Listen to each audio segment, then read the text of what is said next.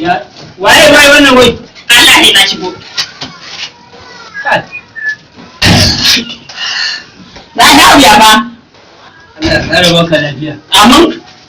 Bismillah alhamdulillah. Wai kai har yanzu kai hankali ba zai taɓa yi noma ba har yanzu. Kullum sai ka ce wai hankali bai zo min ba. Ni kuma yanzu na hankalin nan ya zo kuma nan magana aure ma na zo madani. Wani hauka abin dariya.